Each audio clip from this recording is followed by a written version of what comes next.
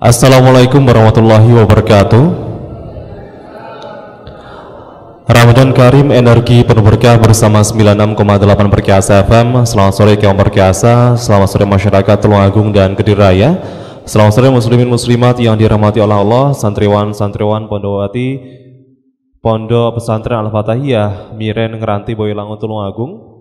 Untuk edisi hari ini kita akan mengkaji Kitab Hikam Al-Hadadiyah Hikmah ke-9 dan ke-10 bersama dengan Kiai Muhammad Anam Muhsin, pengasuh Pondok Pesantren Al-Fatahiyah Miren Ngeranti Boyolali Tulungagung.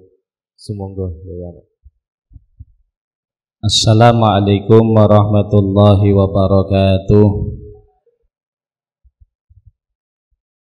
Bismillahirrahmanirrahim. Alhamdulillahi rabbil alamin. Salatu wassalamu ala asyrafil anbiya wal mursalin Sayyidina wa maulana Muhammadin wa ala alihi wa sahbihi ajma'in. Rabbi syrah li sadri wa yassir li amri wahlul 'uqdatam min lisani yafqahu qawli. Amma ba'du. Fala haula wala quwata illa billahil aliyil azim. Kita sampaikan selamat sore kepada para santri Pondok Al-Fatahiyah dan para pendengar Radio Perkasa FM dimanapun berada. Mudah-mudahan kita semua senantiasa dalam bimbingan taufik hidayah Allah Subhanahu wa ta'ala. Amin ya rabbal alamin. Meneruskan kajian Zona Islami, kajian kitab Hikam Al-Hadadiyah menjelang berbuka puasa. Sore ini kita akan membahas hikmah yang ke-9 dan yang ke-10. Bismillahirrahmanirrahim. Al-Hikmah At-Tasi'ah.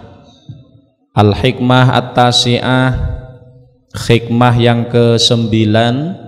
Qala radhiyallahu anhu, berkata Al-Habib Abdullah bin Alawi Al-Haddad radhiyallahu anhu, ar-ridho bil qada yantafi ma'ahul i'tirad 'ala Allah wa yabqa ma'ahu talab lima yambaghi ayyutlaba wal harab mimma minhu yuhrabu. Ar-ridho bil qada, ridho terhadap qada. Qada itu adalah keputusan Allah pada zaman azali tentang suatu perkara yang akan terjadi pada waktu yang akan datang. Itu namanya qada. Kalau qadar itu adalah suatu kejadian yang ada sekarang yang sesuai dengan qada tersebut. Ridho bil qada, ridho terhadap pesten Allah Subhanahu wa ta'ala, yantafi ma'ahul i'tirad 'ala Allah. Ridho terhadap qada itu menghilangkan sikap protes terhadap semua kebijakan Allah Subhanahu wa ta'ala. Wa yabqa ma'ahu talab lima yambaghi ayyuhroba wal harab mimma minhu yuhrobu. Sehingga yang tersisa hanyalah at-talab, yaitu mencari lima yambaghi. Yang tersisa adalah mencari sesuatu yang bermanfaat, mencari apa yang harus dicari, sesuatu yang bermanfaat. Wal harab mimma minhu yuhrabu, menjauhi apa yang harus dijauhi, yaitu sesuatu yang membahayakan. Pada hikmah yang ke-9 ini, Imam Haddad ingin memberikan satu kelaziman dari adanya ridho. Orang itu kalau benar-benar ridho terhadap qadha atau kepastian Allah pada zaman azali, maka orang itu tidak akan protes terhadap kebijakan-kebijakan Allah. Tidak akan protes. Jadi kalau misalnya kita niki nek bener-bener ridho terhadap takdir dari Allah Ta'ala, maka kita tidak akan protes terhadap takdir tersebut. Tidak akan protes kepada Allah, kenapa kok begini, kenapa kok begini, dan seterusnya. Tidak akan begitu.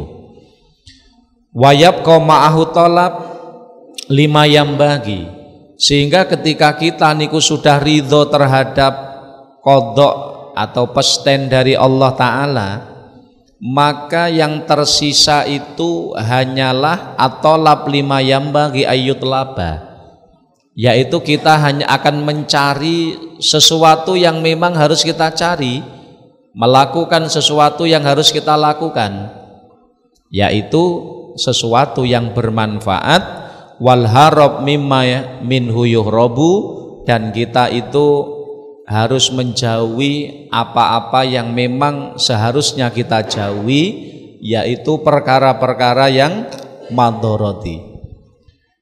Dasar daripada hikmah ini disebutkan di dalam hadis qudsi, Allah Subhanahu wa taala dawuhaken napa, man lam yardha biqadai, barang siapa yang tidak ridho terhadap keputusanku, kata Allah, barang siapa yang tidak ridho terhadap qadhaku, pestenku, keputusanku, walam yasbir ala balai, dan dia tidak ridho terhadap ujianku, bagaimana? Falyal tamis robban siwaya, silahkan yang tidak ridho cari Tuhan lain selain aku, kata Allah. Rawahu at-Tabrani an Abi Hundi ad-Dari. Berdasarkan dawuh ini, orang yang beriman itu selalu ridho terhadap segala kebijakan Allah Subhanahu wa ta'ala. Oleh karenanya, faman wafaqallah ta'ala li fi'li ma yambagi wa tarki ma la yambagi lahu falyahmadhu wa illa falayalumanna illa nafsah. Oleh karenanya, pertama dari hikmah ini ada dua yang harus kita lakukan. Dua yang kita lakukan. Yang pertama, kita itu harus ridho terhadap takdir Allah Subhanahu wa ta'ala. Jadi apapun takdir yang Allah berikan kepada kita, kita ridho. Misalnya kita dijadikan Allah, misalnya ditakdirke kita dilahirkan dadi wong Tulungagung, misalnya kita dulu dilahirkan dadi wong Tulungagung kan boten nyuwun ning Allah, kita ditakdirkan dadi wong Tulungagung, anake si fulan, ya ta? Itu kita harus ridho, kita ridho terhadap pesten tersebut, kita ridho. Kemudian setelah kita ridho terhadap takdir Allah Subhanahu wa ta'ala, maka yang kedua yang menjadi kewajiban kita nopo? Kita harus melakukan sesuatu yang bermanfaat, sesuatu yang diperintahkan Allah kepada kita, kita lakukan, dan meninggalkan apa yang dilarang oleh Allah. Dalam masalah ini misalnya begini, kita diwajibkan oleh Allah dalam urusan mencari rizki niku kita nopo bekerja, tolabul halal, mencari rizki yang halal itu wajib. Kewajiban kita adalah mencari rizki yang halal, usaha yang halal. Lalu itu wajiban kita wajib melakukan perintah Allah, tolabul halal faridoh, golek rizki sing halal niku diwajibkan. Maka kewajiban kita lek urusan rezeki nyambut gawe sing halal. Nah, kemudian menjauhi apa yang dilarang Allah, ngedoi pekerjaan utawa nyambut gawe sing dilarang, kita jauhi.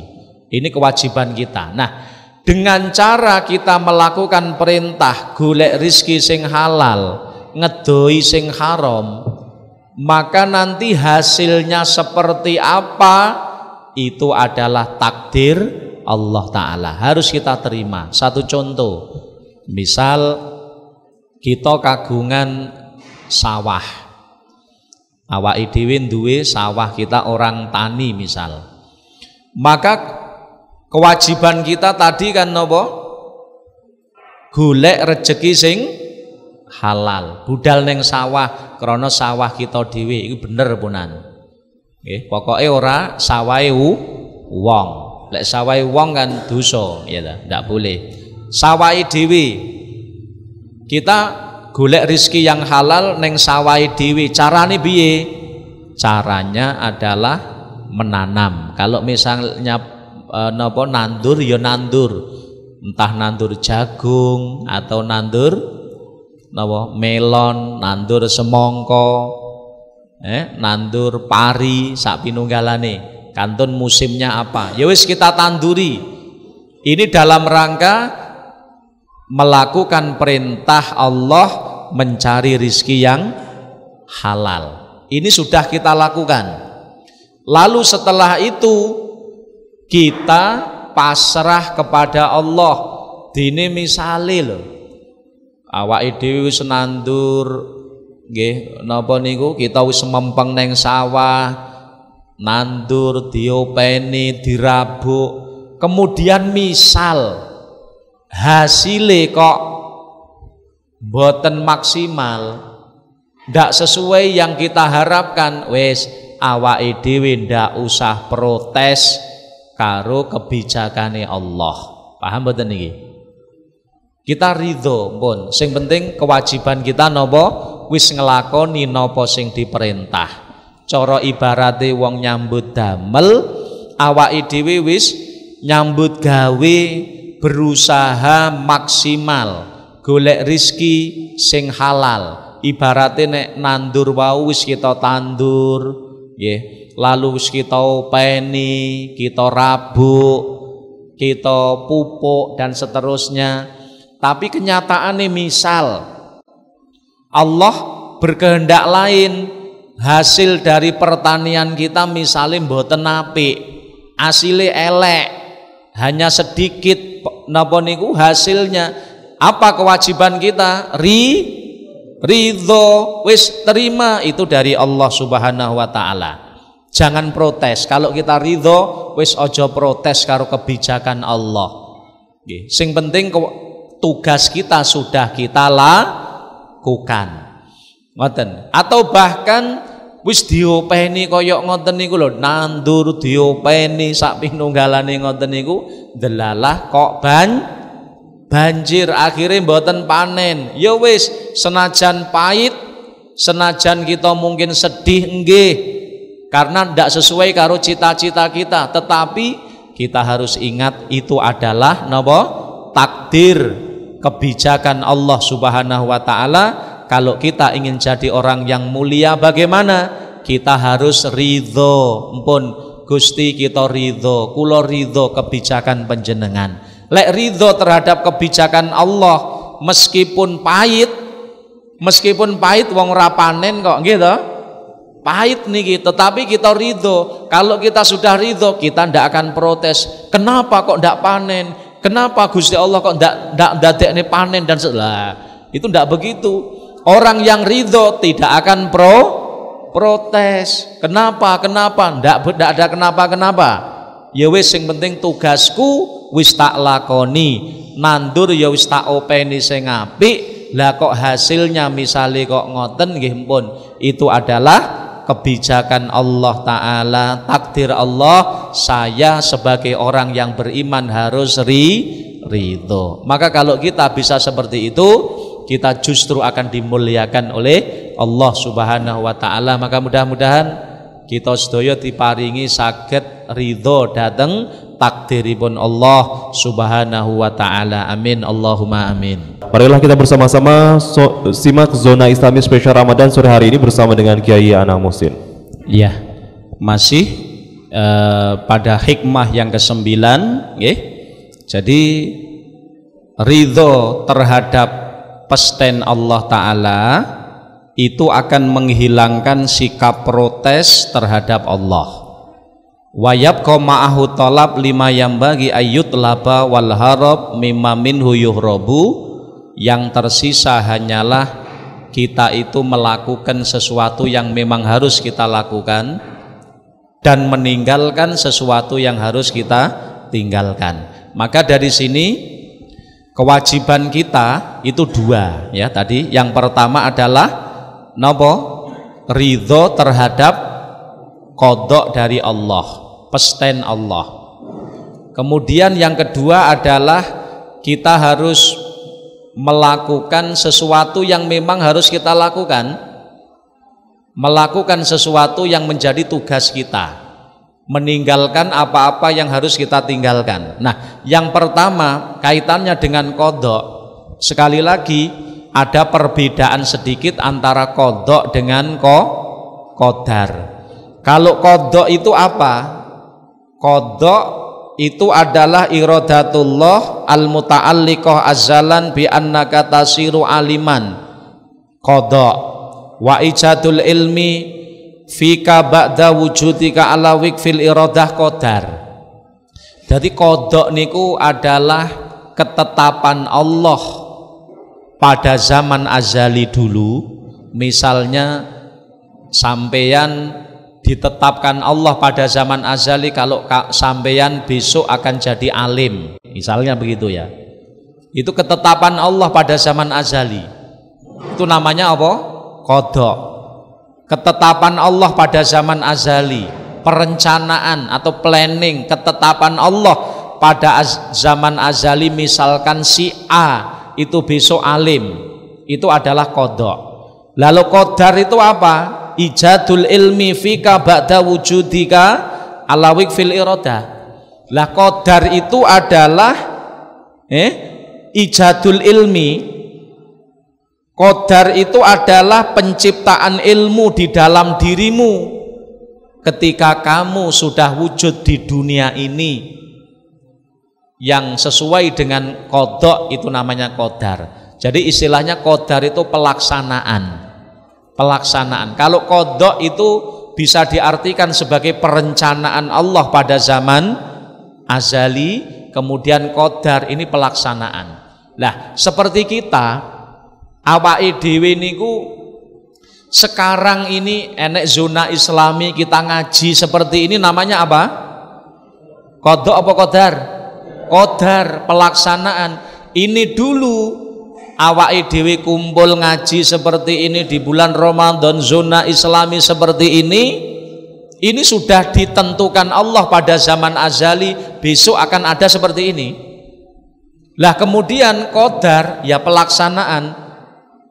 Kita sekarang ada di dunia di bulan Ramadan ngaji bareng zona Islami seperti ini namanya qadar. Nah, kewajiban kita adalah ridho segala ketentuan Allah pada zaman azali. Kita ridho. Kalau kita ridho jangan sampai protes. Kemudian kita kewajiban sing nomor kalih adalah melakukan sesuatu yang menjadi tugas kita, melakukan sesuatu sing memang harus kita lakukan, sesuatu yang bermanfaat, menjauhi sesuatu yang harus kita jauhi, yaitu yang mandorot. Satu contoh kita aplikasikan dalam contoh misalkan masalah kesehatan. Awake dhewe niku napa diperintahne untuk menjaga kesehatan. Kita diperintahkan untuk menjaga diri kita, menjaga kesehatan kita, diperintah. Lah, maka kewajiban kita apa? Apa tugas kita? Menjaga kesehatan. Jaganan kesehatan, mungkin dengan makan yang teratur, minum teratur. Terus kita jaga diri kita dari sakit, kita jaga. Ini sesuatu yang harus kita lakukan. Tetapi misal awake dhewe wis njogo, maem nggih pun napa teratur, minum pun teratur, tidur pun teratur, misal begitu. Lah kok misale panggah kita diuji oleh Allah loro. Enten apa mboten? Kita wis latihan apa? Wis berusaha jaga awak, jaga kesehatan, tapi kenyataane awake dhewe panggah loro. Nah, maka sakit ini adalah bagian dari napa? Qadha qadari Allah. Kita wis njaga awak kita, menjaga diri kita ben ora lara, ben panggah sehat, ngoten to? Tapi terkadang Allah punya kehendak lain. Allah menguji kita dengan sakit, misalnya diparingi lara flu, lara panas, watuk, pilek misalnya. Maka sesuai dengan hikmah ini kewajiban kita nopo? Ridho. Kita ridho pun Gusti kula ridho takdir panjenengan. Kula ridho takdir panjenengan meskipun kula berusaha njaga kesehatan mboten sakit tapi panjenengan ngersakne kula sakit nggih kula ridho takdir panjenengan menika. Itu pertama, kita ridho, aja protes. Jangan lantas kemudian nesu-nesu, piye Gusti Allah ki? Bagaimana Allah ki kok menjadikan saya sakit, gimana ini? Ndak usah begitu. Ridho nggih Gusti kula ridho. Niki ujian panjenengan. Atine ridho ndak protes. Nah, tetapi ketika kita ridho terhadap ujian Allah sakit ini, kita bukan lantas diam. Awake dhewe ora meneng, tetapi napa? Kita melakukan sesuatu yang menjadi tugas kita. Apa itu? Mertombo golek ikhtiar golek obat, ngoten lho. Ikhtiar golek obat. Misale kita berusaha mboten sakit, tapi kenyataane lara, ya wis kita ridho, ora usah nesu-nesu awake dhewe, ndak usah protes dengan kebijakan Allah, tetapi wayabqa ma'ahu talab mimma yambagi ayyutlaba. Wis saiki di samping kita ridho, tugas kita yang kedua adalah melakukan sesuatu yang harus kita lakukan. Apa itu? Kita golek tombo. Misalnya lek kita flu ya ikhtiar awake dhewe napa golek obat flu napa neng dokter dan lain sebagainya.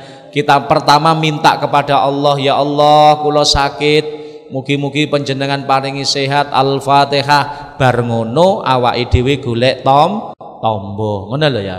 Jadi ora kok lek ridho terus meneng wis aku lara niki ridho pun aku tak meneng wis ora usah golek tombo. Ora ngono. Masya ridho terhadap pestene kebijakan Allah niki nggih, tetapi kita tetap wajib ikhtiar. Ini bagian dari perintah Allah Ta'ala mertombo. Tapi nek awake dhewe sehat, tetap kita yakini sing maraske Allah sanes tombo. Niki hikmah yang ke-9. Jadi intine hikmah yang ke-9 ini, menawi kita ridho terhadap takdir Allah, maka jangan protes kepada kebijakan-kebijakan Allah. Lalu setelah kita ridho, ada yang tersisa yang menjadi kewajiban kita, yaitu yambagi mahu tolab lima yambagi ayyutlaba. Kita wajib untuk melakukan sesuatu yang menjadi kewajiban atau tugas kita. Ngedoi nopo sing dilarang bagi kita. Niki yang ke-9. Kemudian al-hikmah al-ashirah. Hikmah yang ke-10. Qala radhiyallahu anhu, berkata Al-Habib Abdullah bin Alawi Al-Haddad radhiyallahu an, ad-dunyal mahmudah hiyallati yasilu biha ila fi'li khair au yanju biha min fi'li syarr. Dunia atau harta benda itu ada 3 bentuk. Enek sing apik, enek sing elek, enten sing mubah. Mubah niku maknane ora apik ya ora elek. Ada 3 bentuk. Harta benda atau dunia sing apik niku sing pripun? Ad-dunyal mahmudah. Dunia yang terpuji niku allati yasilu biha ila fi'li khair. Dunia atau harta yang baik yang terpuji adalah harta yang mendorong pemiliknya untuk melakukan kebaikan. Melakukan kebaikan au yanju biha min fi'li syarr, atau menyelamatkan pemiliknya dari keburukan. Niki harta yang bagus. Nggih, dadi bondo sing apik niku bondo harta yang bisa menyelamatkan, yang bisa mendorong pemiliknya untuk melakukan kebaikan. Contoh, misalipun nggih, mergo duwe dhuwit akhire iso sedekah. Punya uang akhirnya mendorong dirinya untuk bersedekah, untuk zakat, untuk menolong sesama. Oh niki terpuji, apik berarti bondo nih. Duwe bondo kok tinggi sedekah, duwe bondo tinggi zakat, iku bagus. Berarti harta itu harta yang terpuji. Atau misalipun duwe bondo lalu mendorong dirinya untuk pergi haji. Nah iki ya apik niki. Apik. Duwe bondo mendorong pemiliknya untuk memberi buka orang puasa atau memberi santunan fakir miskin. Wah, apik niki berarti bondone apik. Utawa yanju biha min fi'li syarrin, bondo sing apik niku mendorong pemiliknya berbuat baik atau menyelamatkan pemiliknya dari perbuatan buruk.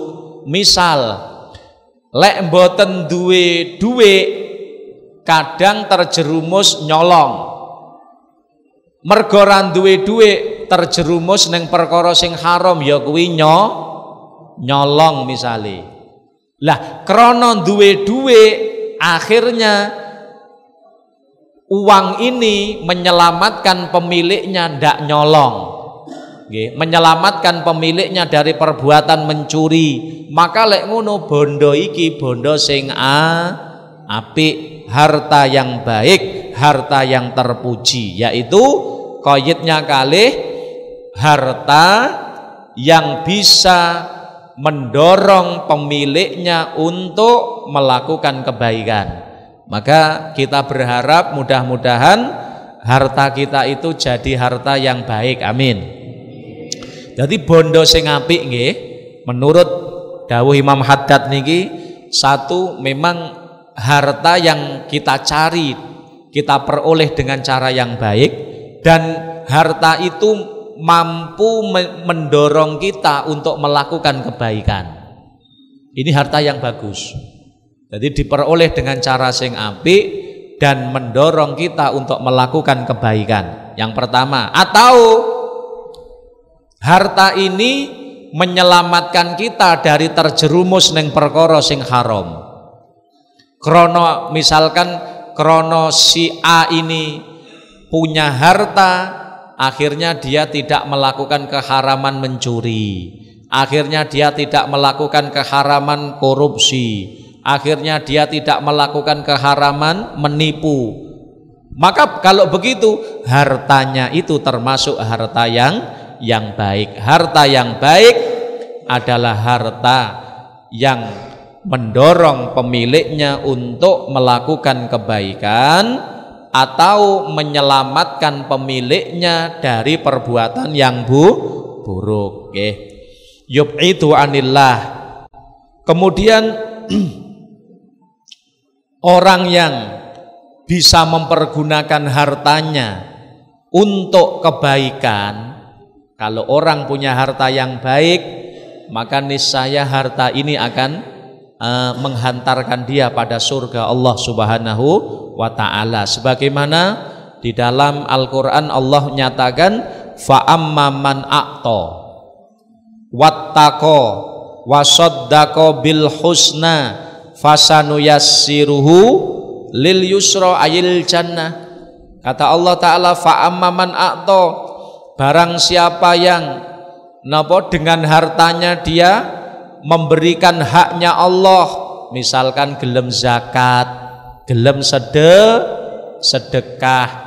Akto, orang yang mau sedekah, menginfakkan hartanya di jalan Allah, kemudian wattaqo, dia menjauhi perkara sing haram, wasaddaqa bil husna, dan dia beriman membenarkan kalimat la ilaha illallah, maka bagaimana? Fasanu yassiruhu lil yusra, kata Allah, maka akan aku mudahkan dia sampai kepada surga Allah Subhanahu wa taala. Jadi nek bondo niku apik nggih, terpuji, itu akan bisa mendorong kita, menghantarkan kita kepada surga Allah taala.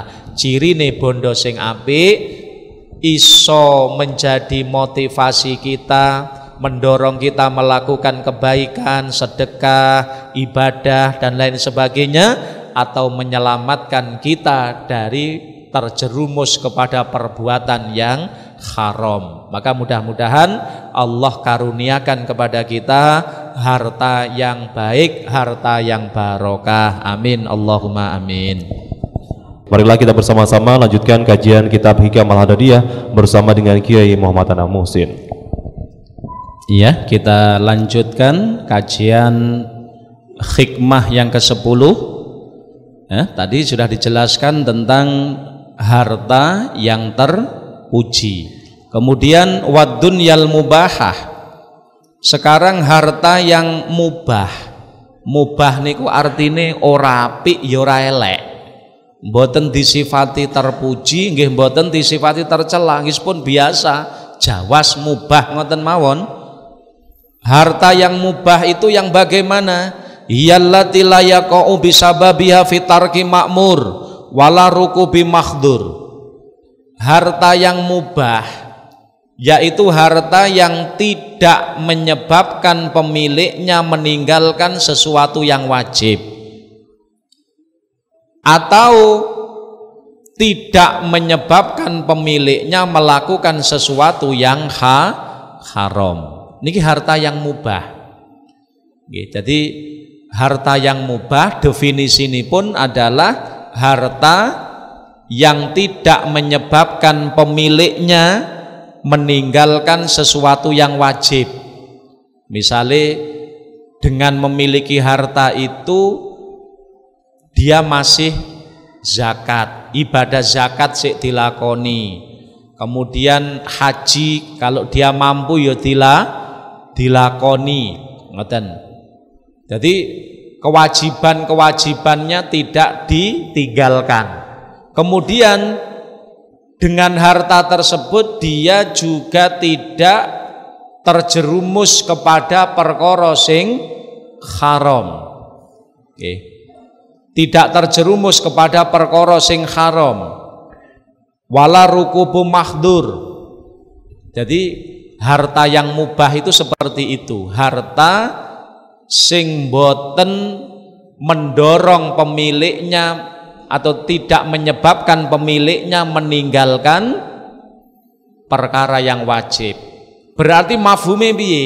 Kalau harta itu menyebabkan pemiliknya meninggalkan sesuatu yang wajib, berarti malih haram. Misalnya enek uang ngurusi bondo, ketika orang ngurusi dunya, dheweke niku ngurusi dunya, ngurusi harta.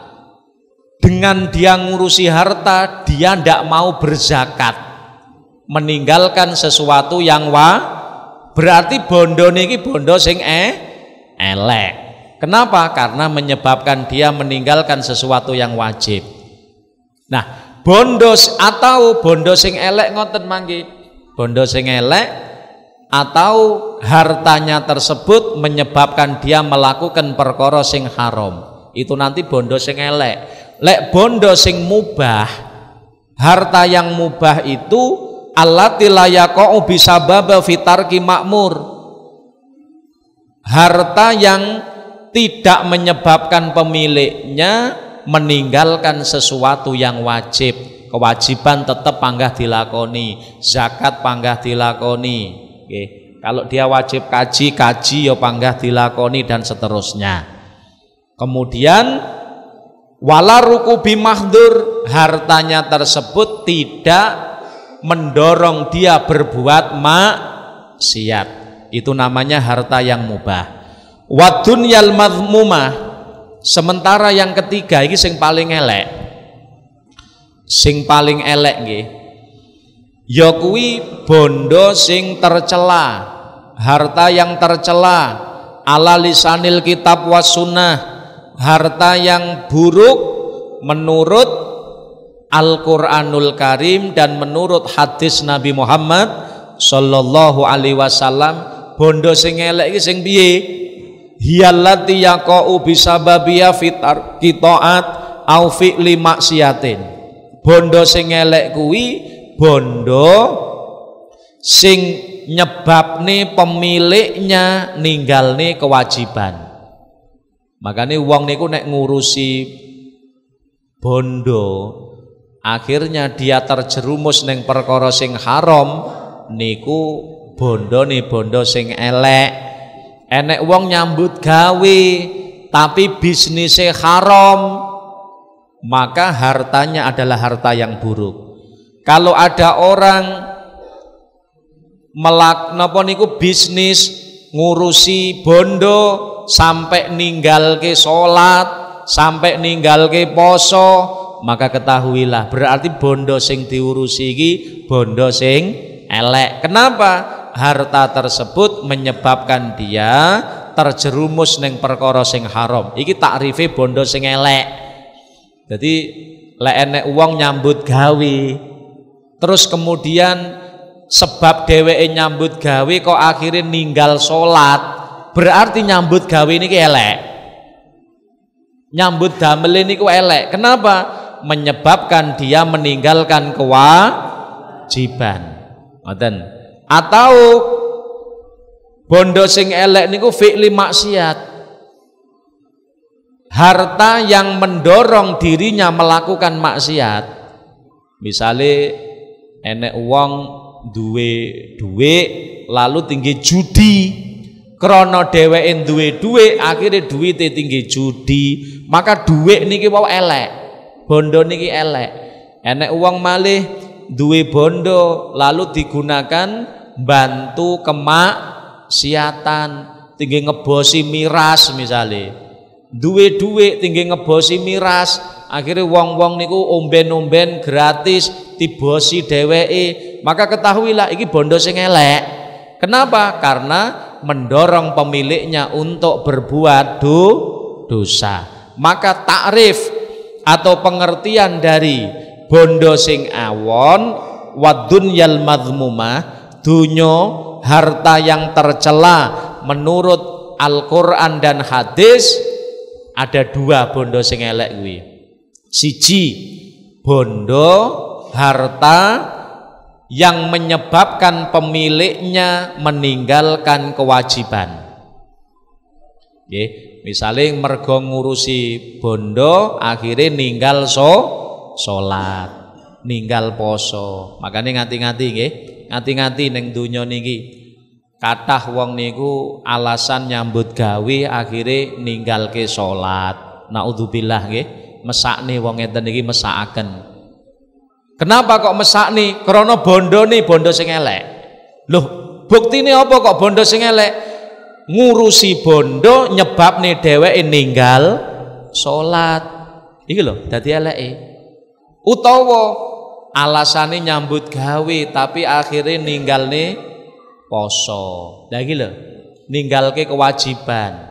Makane ojo sampai ngurusi bondo nyebabkan kita ninggalne kewajiban.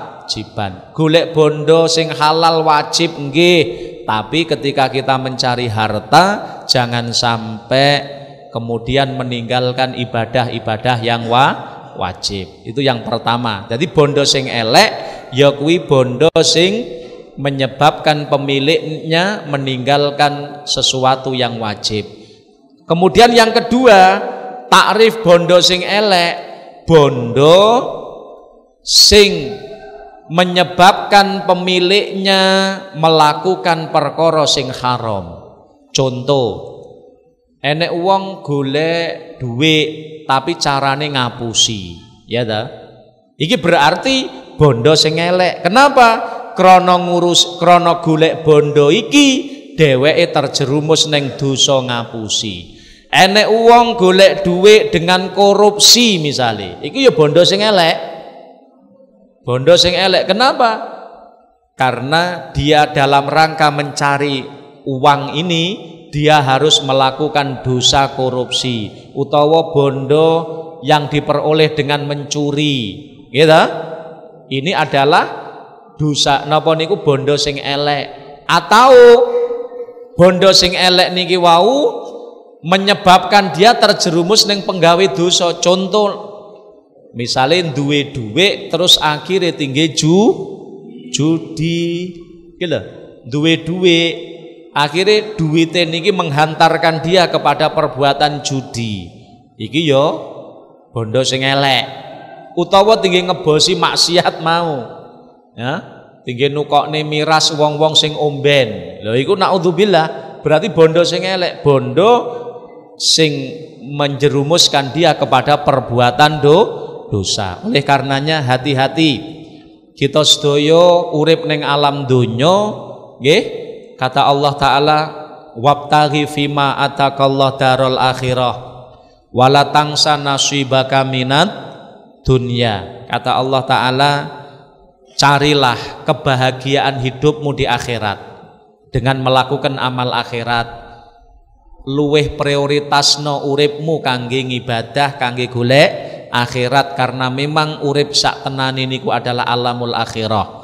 Tetapi wala tangsa nasibaka minad dunya, ning ya aja kok lalekke blas dunyamu. Karena awakmu urip ning dunya ya golek ana dunyamu dengan kadar yang bisa membantu akhiratmu. Oleh karenanya silahkan kita bekerja. Allah tidak melarang kita bekerja. Kanjeng Nabi juga bekerja, memberi contoh. Kanjeng Nabi diparingi emas, gunung dadi emas mboten purun, tetapi Kanjeng Nabi mencontohkan dagang, gitu. Kanjeng Nabi mencontohkan dagang, mencontohkan bekerja. Lah tujuannya apa? Supados ini menjadi suri tauladan, contoh kepada umatnya bahwa bekerja itu bukan sesuatu yang buruk. Bekerja niku apik asalkan bener carane. Bener carane dos pundi? Pekerjaane halal. Pekerjaane ndak haram. Satu. Sing nomor loro, ketika bekerja mboten meninggalkan ibadah yang wajib. Nalikane nyambut gawe tetap salat. Nggih, tetap sholat, wayah poso ya panggah poso. Jadi ketika bekerja tidak meninggalkan sesuatu yang wajib, dan ketika bekerja mboten melakukan perkara sing haram. Ketika proses nyambut gawe ndak korupsi, ndak ngapusi sak pinunggalane. Dan yang ketiga, nggih, niat kita di dalam mencari bekerja kala wau adalah sebagai bekal kita untuk ibadah kepada Allah Subhanahu wa taala, mungkin dengan cara diniati hasilnya akan digunakan nafkah keluarga, hasilnya akan digunakan untuk sanggung ibadah, daftar haji, digunakan sedekah dan lain sebagainya. Prinsipnya kita berharap mudah-mudahan Allah Subhanahu wa taala senantiasa memberikan kepada kita semuanya harta-harta yang terpuji, nggih. Harta yang terpuji itu yang harta yang bisa mendorong kita untuk melakukan kebaikan. Dengan harta itu dan menyelamatkan kita dari perbuatan yang buruk. Mudah-mudahan Allah Subhanahu wa taala jadikan harta kita adalah harta yang terpuji, harta yang bisa menghantarkan kita kepada surga Allah Subhanahu wa taala. Amin Allahumma amin. Amin amin ya rabbal alamin. Marilah kita akhiri zona Islami spesial Ramadan sore hari ini dengan kesimpulan dan juga doa yang akan disampaikan oleh Kiai Muhammad Anam Muhsin. Ya, kesimpulan sederhana, kesimpulan ringkes dari dua hikmah ini. Yang pertama, hikmah yang ke-9 itu kita diajarkan, dinasihati oleh Imam Haddad, kita itu hendaknya ridho kepada takdir Allah Ta'ala. Dan kalau kita ridho kepada takdir pestene Allah, maka jangan protes terhadap Allah Subhanahu wa taala yang pertama. Tetapi meskipun kita ridho terhadap takdir, tetap kita harus ikhtiar. Kita harus melakukan sesuatu yang bermanfaat yang harus kita lakukan, dan kita harus meninggalkan sesuatu yang buruk, yang madorot yang harus kita tinggalkan. Tetapi setelah ikhtiar maka kita harus tawakal, ridho datang takdiripun Allah. Itu yang pertama. Kemudian hikmah yang ke-10 ini Imam Haddad memberikan satu nasihat kepada kita bahwa harta itu ada 3 macam. Harta itu ada 3 macam. Pertama harta yang terpuji, yang kedua harta yang tercela, dan yang ketiga harta yang mubah. Harta yang terpuji itu adalah harta yang bisa mendorong kita untuk melakukan kebaikan atau menyelamatkan kita dari keburukan. Kemudian harta yang tercela itu adalah harta yang bisa menyebabkan pemiliknya meninggalkan keharaman, meninggalkan kewajiban, atau menjerumuskan pemiliknya kepada perbuatan haram. Sementara harta yang mubah adalah harta yang tidak menyebabkan pemiliknya meninggalkan kewajiban atau tidak menyebabkan pemiliknya terjerumus kepada perkara yang haram. Maka mudah-mudahan kita semuanya betul-betul diberikan kemuliaan oleh Allah Subhanahu wa taala, diberikan harta yang barokah, nggih. Kita sedaya diparingi ati sing ridho kepada takdir Allah Subhanahu wa taala. Amin ya rabbal alamin. Mari kita tutup dengan doa. Mudah-mudahan kita semuanya diberkahi oleh Allah taala, puasa kita diterima oleh Allah, nggih, ibadah kita diterima, dosa-dosa kita diampuni oleh Allah Subhanahu wa taala. Allahumma shalli ala sayyidina Muhammad wa ala ali sayyidina Muhammad. Alhamdulillahirabbil alamin. Allahumma barik lana fi hayatina, Allahumma barik lana fi arzakina, Allahumma barik lana fi ulumina, Allahumma barik lana fi dzurriyyatina wa ahlina wa talamidina zaujatina auladina. Allahumma rzuqna ilman nafi' amalan sholihan maqbula. Rabbana atina fid dunya hasanah fil akhirati hasanah qina adzabannar. Allahumma khtim lana bi husnil khatimah. Na'udzubika min su'iha. Sallallahu ala sayyidina Muhammadin wa ala alihi wasallam. Alhamdulillahirabbil alamin. Assalamualaikum warahmatullahi wabarakatuh. Waalaikumsalam warahmatullahi wabarakatuh. Semoga kajian kitab Hikam Al-Adadiyah hikmah ke-9 dan juga ke-10 yang kita kaji bersama-sama sore hari ini bisa memberikan keberkahan dan bisa menambah kekhususan kita dalam menjalankan ibadah puasa pada hari ini.